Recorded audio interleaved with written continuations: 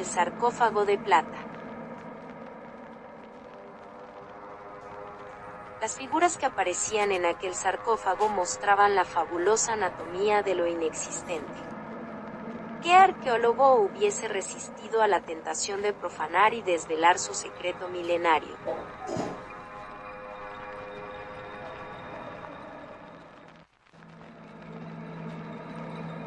Fue un alivio dejar de escuchar el grito hiriente de las poleas. Siguió un momento de silencio, mientras el enorme ataúd negro quedaba suspendido, y luego se posó en el suelo con un golpe seco y metálico que resonó largamente en el aire plácido del atardecer. La extraña caja vibraba por primera vez después de haber dormido, quizá durante milenios, en el oscuro vientre de la tierra. Con la piel pegajosa de sudor y polvo, pero sin abandonar la perenne sonrisa oriental, los 4 obreros que habían alzado el féretro se acercaron a la mole negruzca y carcomida, deseosos de conocer la naturaleza de su pesado contenido. Yvette y Jean-François, los directores de la expedición arqueológica, participaban de idéntica curiosidad, aunque las motivaciones de su intriga fueran más complejas. Era insólito, en efecto, que semejante caja, bastante más voluminosa que un simple ataúd, pudiera haberse hallado entre las ruinas de un antiguo monasterio budista nepalí, enclavado en las primeras estribaciones de los Himalayas. Todo el mundo sabía que en el país, desde tiempo inmemorial, no se enterraba a los cadáveres. O bien se les cremaba en las orillas del Pasupatina, afluente del sagrado Ganges, o bien eran abandonados, algunas raras veces, en picos poco accesibles como piadosa ofrenda a la voracidad de hienas y buitres. Cuanto contuviera el extraño féretro podría calificarse, en el peor de los casos, de extraordinario. Los científicos franceses se abrieron paso entre sus trabajadores. El tiempo se había mostrado poco respetuoso con la madera que recubría el presunto féretro, y aquí y allá aparecía el brillo opaco y metálico del interior. Unos cuantos golpes de su piqueta permitieron a Jean-François deslavazar la envoltura de madera, y fue de esta forma como apareció lo que sin duda sería considerado, así pensaba el joven investigador, como el descubrimiento arqueológico más importante de los últimos decenios, tras el espectacular hallazgo de la tumba de Tutankamón. No era para menos, a juzgar por el asombro que se reflejaba en los ojos de todos. Jean-François calculó mentalmente las medidas, algo más de 1 metro de anchura, poco menos de 50 centímetros de altura, casi 2,5 metros de longitud.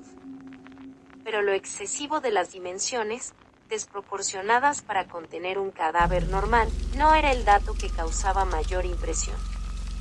Había que fijarse en los insólitos dibujos, en la extraña forma de los símbolos esculpidos en las superficies de plata, sin parangón posible con las culturas conocidas, para llegar a una primera e inadmisible conclusión. El objeto no daba la impresión de haber sido fabricado por manos humanas, sino que parecía haber llegado directamente desde un ámbito cultural ajeno a la Tierra. Semejante imposibilidad exacerbaba la imaginación de Jean-François, y en vano trataba de hallar concomitancias con las formas artísticas que el ser humano había desarrollado a través de los siglos. El arte asirio-babilónico, con el que acaso pudiera existir alguna leve relación, había inventado animales fantásticos y formidables, aunque conjuntando en una sola figura elementos de distintas especies.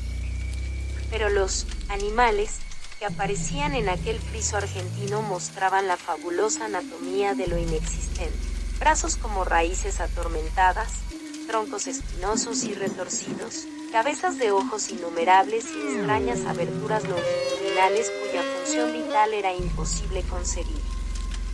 Sin duda era el producto de la imaginación de un perturbado o de un artista que había obtenido los elementos de su obra en las profundidades de una pesadilla cargada de angustia. Porque era ese sentimiento, el de una angustia intolerable, el que emanaba de las figuras del sarcófago. Un símbolo se repetía con insistencia entre la presunta representación de aquellos seres vivos.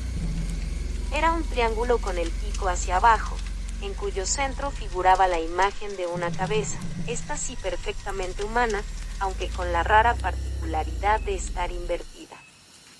Yvette y Jean-François tuvieron que girar las suyas hasta un ángulo excesivo para captar mejor los rasgos de ese rostro de boca y ojos desmesuradamente abiertos que el artista había representado con la lengua caída hacia abajo, en dirección a la nariz, como si quisiera resaltar con este rasgo que se trataba de la cabeza de un cadáver. Pero los obreros, no animados por el espíritu científico de los arqueólogos, tampoco giraron sus cabezas para mejor captar las tantas veces grabadas sobre la plata. Parecían conocer de sobra, a juzgar por sus expresiones de terror, el significado de ese símbolo. O, al menos, su intuición operaba de manera más natural y espontánea que la de ambos europeos, porque no tardaron en mirarse unos a otros con desconfianza y murmurar palabras que resultaron incomprensibles para Yvette y Jean-François, a quienes pareció evidente, sin embargo, que el descubrimiento había puesto en funcionamiento los oscuros resortes de la superstición en sus, hasta entonces, sumisos y serviciales operarios. Fue entonces cuando Akayumen, el capataz, se dirigió a los arqueólogos en un inglés entrecortado. «Mis hombres tienen mucho miedo», dijo. «Esto no bueno. Mejor enterrar otra vez. Si no, marcharnos todos ahora. No bueno, no bueno». En vano trató Jean-François de tranquilizarles con argumentos que le parecieron cartesianamente irrebatibles. Nada había que temer de una obra de arte. Para los hombres de Europa era algo muy importante. Desentrañar los secretos del pasado era una labor meritoria, y deberían sentirse orgullosos de colaborar con ella. Tampoco obtuvieron resultado las amables súplicas de Yvette. A partir de ese día cobrarían el doble, y además cada uno de ellos recibiría, al finalizar los trabajos, el regalo de un valioso reloj automático, fabricado en Suiza. Pero ni siquiera promesa tan sugestiva logró detenerles, sino que recogieron sus pertrechos y cabalgaron en sus pequeños mulos, montaña abajo, hasta perderse en las primeras brumas del anochecer. Yvette se mostró desolada por esta deserción, y hasta asomó en sus dulces ojos azules el mínimo temblor de una brisa miedosa. Pero Jean-François no había insistido demasiado en retener a los obreros. Argumentó que sí, como esperaba, el contenido del cofre o sarcófago era algo sumamente valioso, mejor sería que su apertura no contara con testigos, de viso. En cuanto a la necesaria aportación de los trabajadores, estos eran innumerables en las aldeas del valle, y sin duda habría muchos dispuestos a olvidarse de sus supersticiones a cambio de una buena paga. Por lo demás, el campamento contaba con provisiones más que suficientes para que ambos aguantaran una quincena. Se felicitaba doblemente por la huida de los obreros, ya que eso les permitiría abrir el sarcófago sin despertar codicias, así como entregarse al amor con liberalidad, sin que fuera necesario estar pendientes de posibles desvelos en el inquieto sueño de los nativos. Yvette pareció convencerse por las razones de su compañero, a cuya voz confería el entusiasmo matices fulgurantes. Jean-François la estrechó con fuerza y le participó alegremente su esperanza de que el sarcófago les haría famosos. Tal vez estaban a punto de descubrir un dato confirmador de ciertas leyendas, según las cuales una raza de superhombres o gigantes extranjeros había dejado la impronta de su cultura, superior en aquellas remotas épocas en que el Oriente civilizado se despertaba. Realidad o leyenda, lo cierto era que la existencia de un sarcófago de dimensiones descomunales, en un país donde no existía la costumbre de enterrar a los muertos, era de una importancia objetiva extraordinaria, tanta que probablemente haría cambiar la perspectiva histórica en toda esta parte del planeta. Y, en cualquier caso, no sabía a qué estaban esperando para averiguar de una vez por todas su contenido. «Se va haciendo de noche», objetó Yvette, mejor sería abrir la caja mañana por la mañana. Si no fuera porque te conozco, se burló Jean-François, diría que tienes miedo. No pensé que pudieras dejarte impresionar por el terror de esos campesinos. Yvette tuvo que reconocer su miedo, aunque dijo que lo superaría y lo calificó de irracional. Y para demostrar que las estructuras racionales de su mente tenían más fuerza que las oscuras imágenes del corazón, tomó una barra de hierro y se encaminó, precediendo a su compañero, hacia el lugar donde reposaba la extraña mole de plata. Jean-François la siguió provisto de una potente linterna que proyectaba una larga sombra ante el cuerpo de Yvette. Los vientos de septiembre, tras las lluvias del monzón, había dejado limpia la noche, lo que permitía que las estrellas brillasen con particular dureza. Los apagados murmullos de la vida procedentes de la fertilidad del valle que se abría a sus pies paliaban apenas la rocosa desolación de aquel lugar tan poco amable, elegido por la severidad de antiguos monjes budistas para erigir su monasterio. Las ruinas desenterradas de aquellas viejas edificaciones no eran sino masas informes y sombrías, como animales agazapados en la oscuridad, que la superstición de los campesinos parecía haber insuflado a los temerosos ojos de Yvette, de un hálito terrorífico. Un estremecimiento recorrió la espalda de la investigadora cuando, después de haber visto el brillo que el féretro plateado reflejaba a la luz de la linterna, en el centro de aquel amontonamiento de sombras, creyó descubrir el súbito destello de una figura animada tras la mole de plata. Por un momento, su corazón quiso saltar del pecho, pero nada dijo porque creyó haberse representado una fantasía miedosa y siguió avanzando, reprimiendo los deseos de buscar cobijo en los brazos de Jean-François. Al fin llegaron ambos al pie de la fosa. El silencio se condensaba alrededor del féretro, cuyas figuras parecían gesticular con horribles muecas obedeciendo a los movimientos de la linterna. Jean-François se la entregó a su compañera, pidiéndole a cambio la barra de hierro. Yvette iluminaba directamente sobre la juntura de la tapa y Jean-François trató de introducir en ella la punta de aquel duro y alargado instrumento. Pero el hermetismo de la caja oponía grandes resistencias, tantas que por la mente de Jean-François cruzó la inaceptable idea de que dentro de ella se había creado el vacío.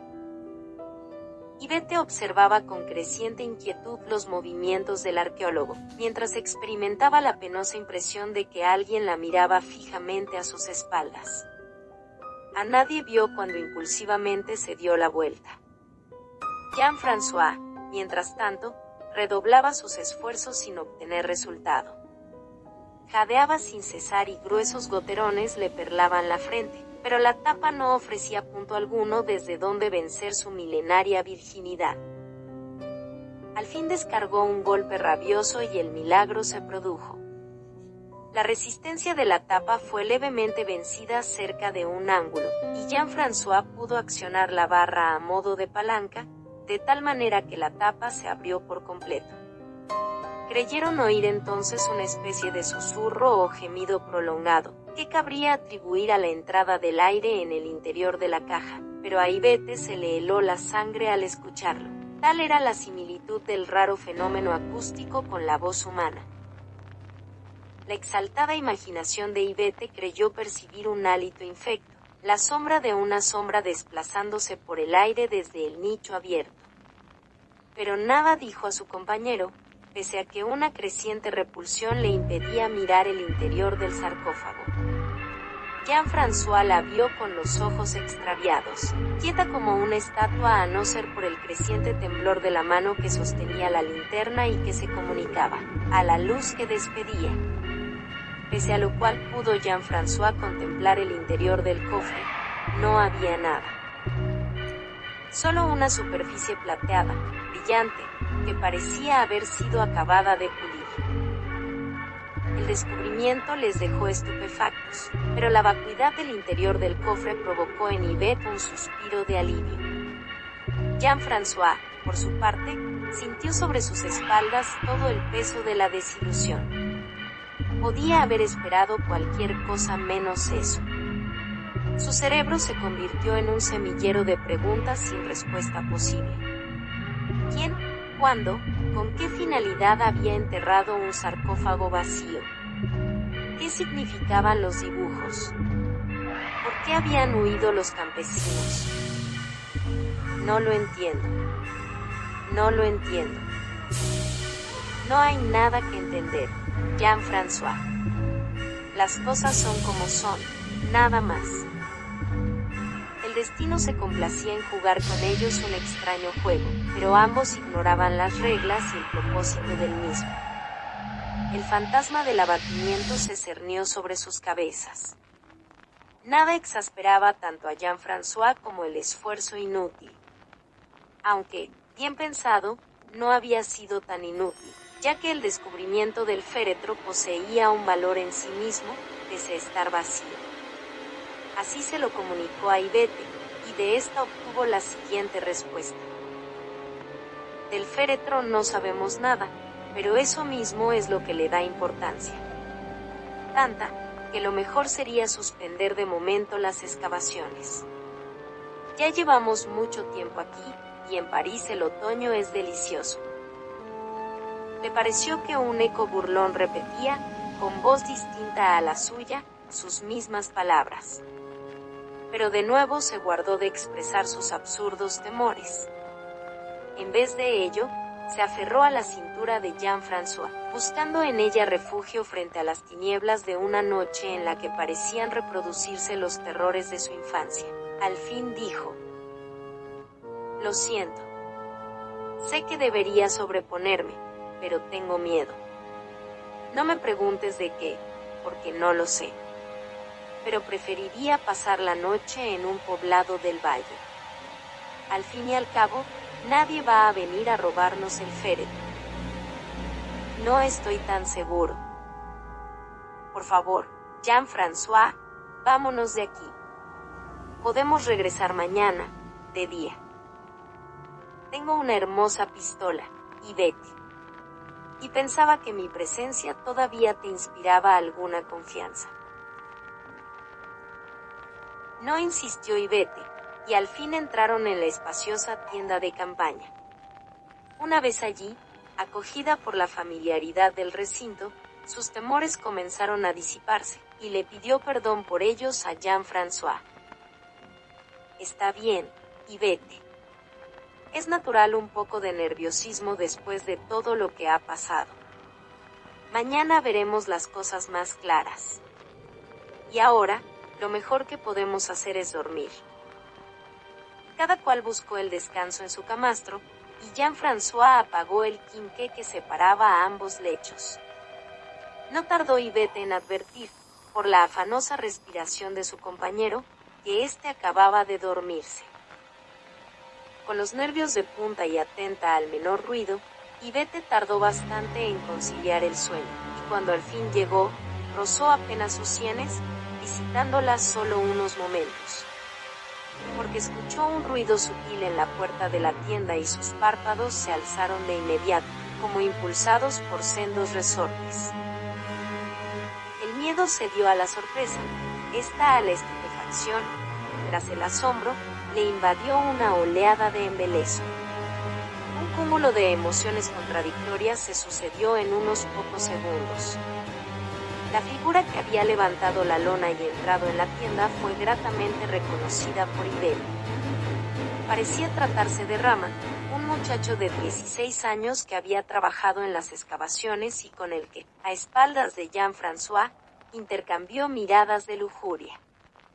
Los intensos ojos negros del adolescente, su torso oscuro y firme, brillante bajo el sol, la negra y rizosa abundancia de su cabello, le habían inspirado sentimientos inconfesables.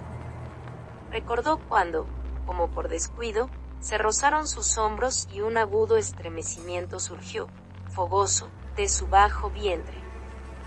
Varias veces había copulado con él en sueños. Aunque el adolescente que ahora la miraba sonriente desde la puerta, llevándose el índice a los labios con gesto cómplice, estaba transfigurado. Parecía, en efecto, Rama. Pero un Rama tal vez más alto, en el que se había acentuado la salvaje belleza de sus rasgos. Un rama cuya piel, levemente iluminada, se diría que casi fosforescente, la incitaba con rara vehemencia. Pensó Ivete que el muchacho, en quien adivinaba el fervor del deseo, había aprovechado la ausencia de sus compañeros de trabajo esa noche, en el campamento, para llevar a cabo su golpe de audacia. A su lado, Jean-François dormía como un leño. Ivete sintió, en presencia del adolescente, que le abandonaba el sentido común. Y no despertó a su compañero. La tensión nerviosa que antes había sufrido se convirtió en una sensación de euforia obnubiladora, y un deseo de intensidad hasta entonces no conocida se abrió paso en sus entrañas. La figura de la puerta, mientras tanto, le hizo gestos de que le siguiera y abandonó la tienda. Ivete se levantó de la cama con sigilo, procurando no hacer ruido. Afuera, el firmamento la saludó con multitud de gritos luminosos. Se encontró con el pecho terso y flexible de quien parecía Rama, y ambos se fundieron en un primer abrazo, sin necesidad de intercalar palabra alguna.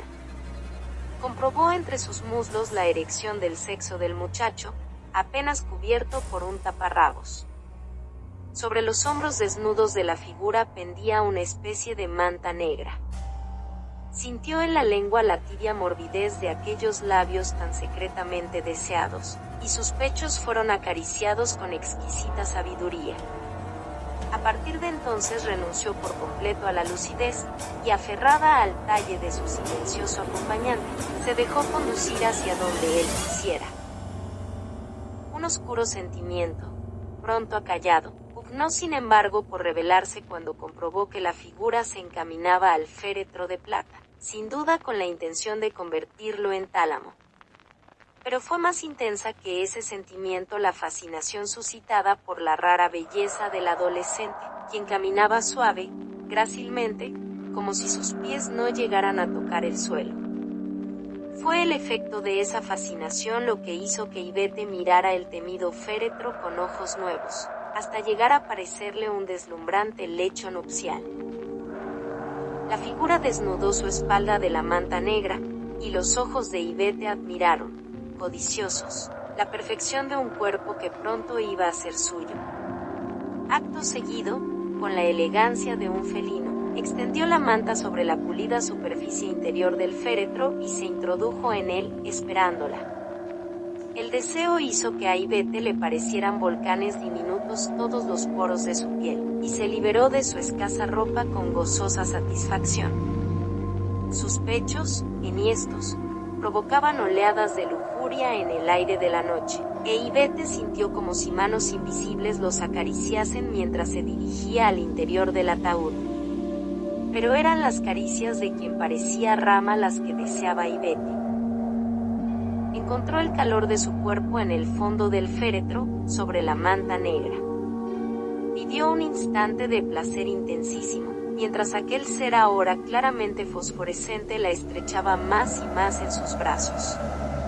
Sonámbula de placer, apenas percibió la dureza de unas uñas que se clavaban en su espalda, pero ya en las inmediaciones del orgasmo escuchó sus propios jadeos resonantes en el metálico recinto, mientras su amante parecía no respirar. Levantó la cabeza un momento y contempló su rostro. Ya no tenía frente a sí los dulces rasgos de Rama. El ardor de su sangre se hundió en un horror helado, como las mismas superficies metálicas del féretro, y la espantosa lucidez que le proporcionó su visión se disgregó en un grito prolongado y cortante, largamente repetido por el eco de las montañas. Porque Ivete, entonces se dio cuenta, estaba siendo poseída por un ser abominable, sarmentoso, de manos como garfios, cuyos innumerables ojos, encendidos por una abyecta maldad, le recordaron los de aquellos seres ominosos que la locura de un artista extravagante había esculpido en las paredes del sarcófago. Volvió a gritar de nuevo, ya sin esperanza, antes de que el pegajoso horror que la poseía acallara definitivamente los latidos de su corazón. Cuando Jean-François, despertado por los gritos, Acudió al sarcófago, vio el cuerpo desnudo y sin vida de Ivete. 10 hilillos de sangre surcaban su espalda. Por su boca manaba igualmente la sangre de su lengua mordida. Sus ojos, desmesuradamente abiertos, parecían seguir contemplando, más allá de la muerte, las imágenes de un horror sin límites. Entonces supo por qué habían huido los campesinos, por qué los monjes budistas tuvieron la absurda ocurrencia de enterrar un ataúd aparentemente vacío. Lo comprendió todo. Pero ya era demasiado tarde.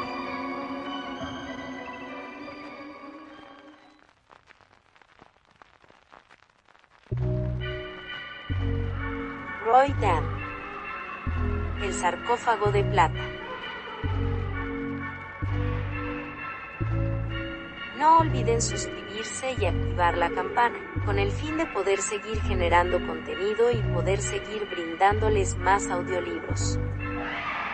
Adquiera su ejemplar de El libro de la muerte, en venta en Amazon. Gracias. Oscura sociedad. Ramsés VII.